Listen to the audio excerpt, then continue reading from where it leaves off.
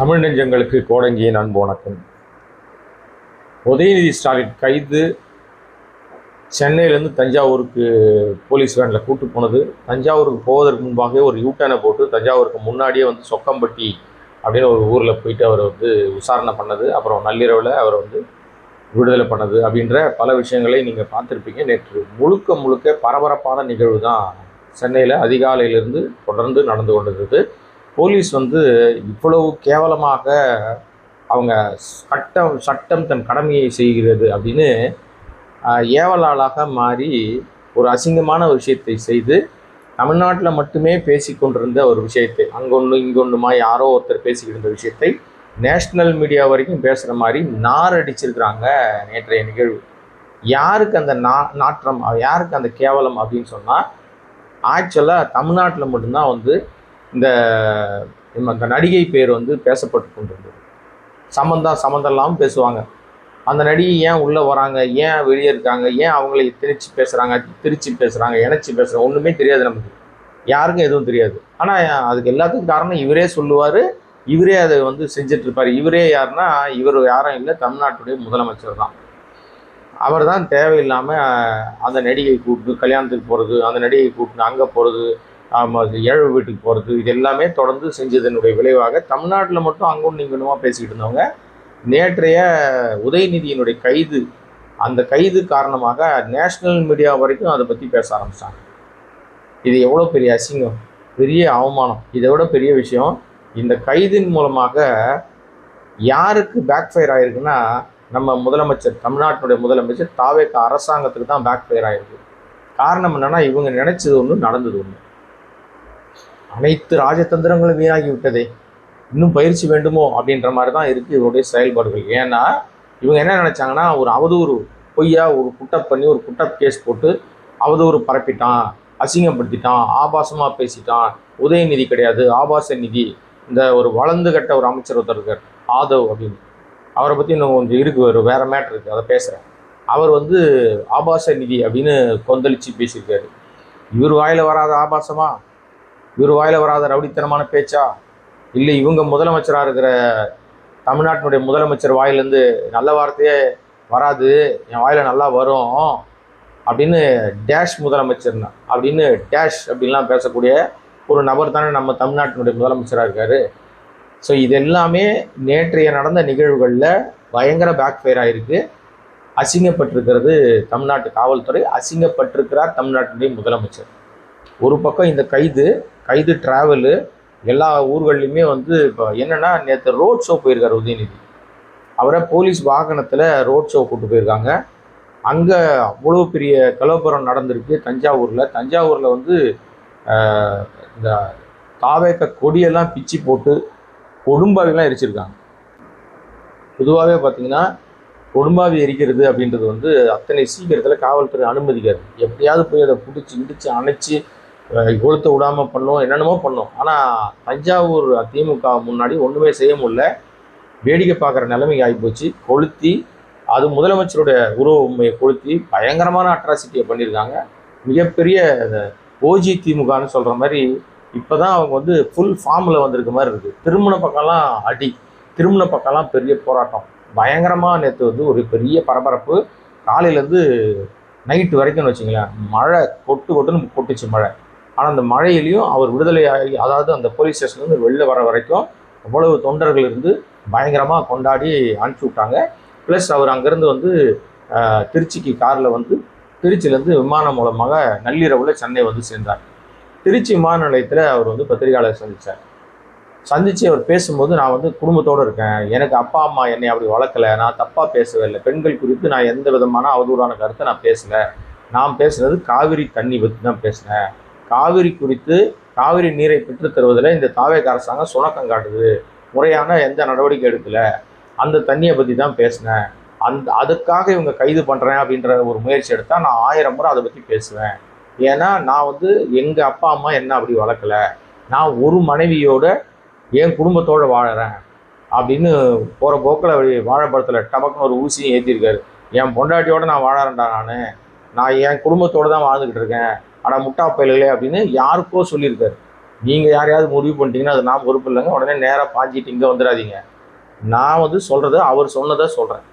அவர் வந்து நான் என் குடும்பத்தோடு வாழறேன் அப்படின்னு சொல்லியிருக்காரு. யார் அவங்கவுங்க குடும்பத்தோடு இல்லாமல் இருக்காங்களோ அவங்கவுங்களுக்கு அது அவங்கவுங்களே நினச்சிக்க வேண்டியது தான். ஓகே மக்களே. அதே மாதிரி இன்னொன்று என்ன சொல்லியிருக்காருன்னா, நான் வந்து ஏதோ இரட்டை அர்த்தத்தில் பேசிட்டேன்னு சொல்கிறாங்க. நான் வந்து டபுள் மீனிங்லாம் பேசலை, சிங்கிள் மீனிங்கில் தான் பேசுகிறேன். நான் என்ன பேசுனேன்னா, காவிரி நீரை பெற்றுத் தருவதில் இந்த அரசாங்கம் ரொம்ப சுணக்கம் காட்டுது, சரியாக வேலை செய்யலை, சரியாக அவங்க வந்து அதற்கான முயற்சிகள் எடுக்கலை. நான் விவசாயிகளுக்காக தான் நின்று போராட்டம் நடத்தினேன்.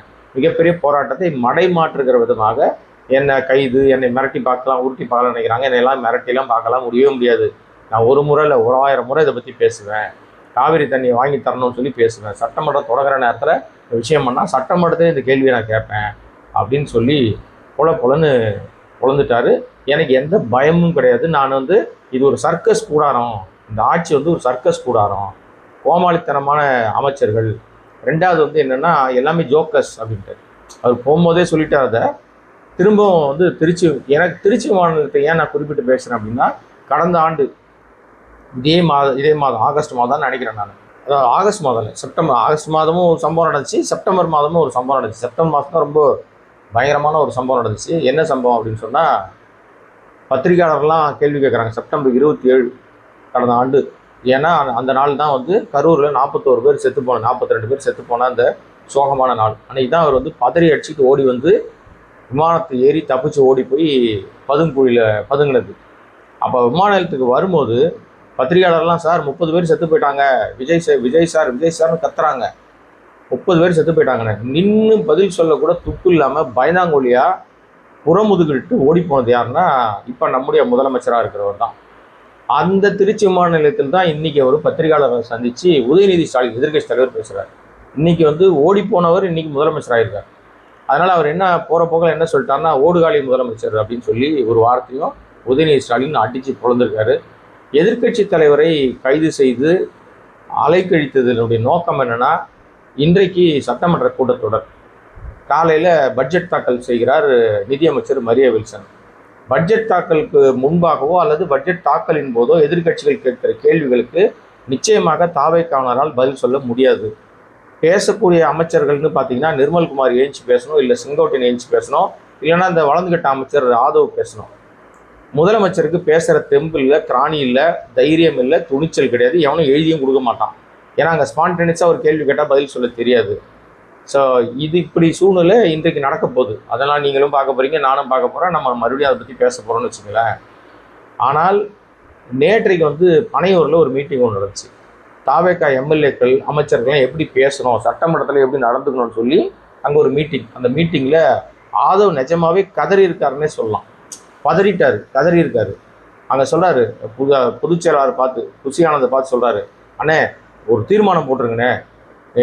உதயநிதி பேசினார்ண்ணே. ஏன்னா உதயநிதி விடுதலையாகி வெளியில் வந்துட்டார். அவர் உள்ளே வச்சலான்னு பார்த்தானுங்க, நடக்கலை, வெளியே வந்துட்டார். உடனே வந்து ஆதவ் வந்து சொல்கிறாரு, அந்த மீட்டிங்கில் பேசியிருக்காரு, அது வீடியோவும் வெளியில் வந்துருச்சு.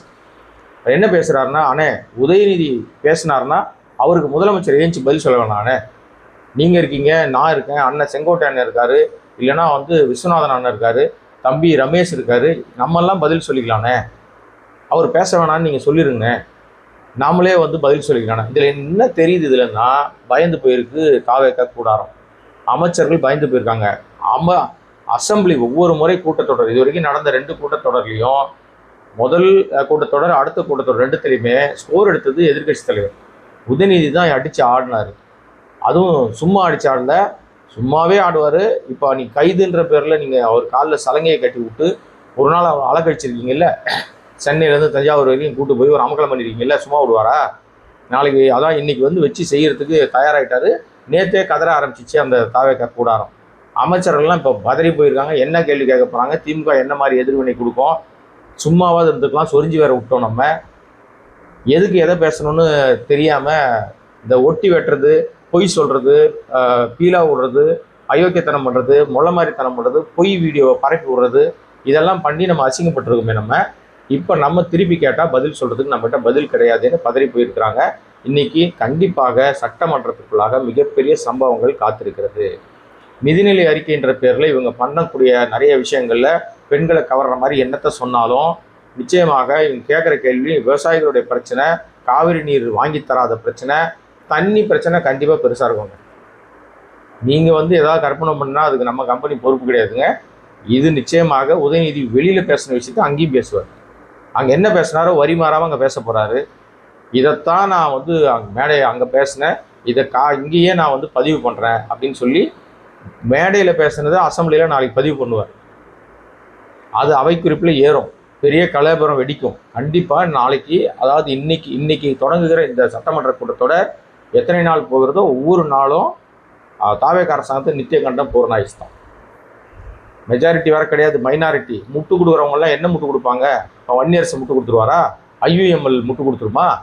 இல்லை காங்கிரஸ் அமைச்சர்கள் முட்டு கொடுத்துருவாங்களா? வரிக்கு வரி அடித்து ஆடுறதுக்கு ரெடியாக இருக்காங்க திமுக. யார் எழுதினாலும் அவங்களுக்கு திருப்பி அடிக்கிற பக்குவத்தோடு தான் தீவிரமாக வந்திருக்காங்க. போதா குறைக்கு பிரேமலதா விஜயகாந்த் அடித்து ஆடுறதுக்கு அவங்களும் ரெடி ஆகிட்டாங்க.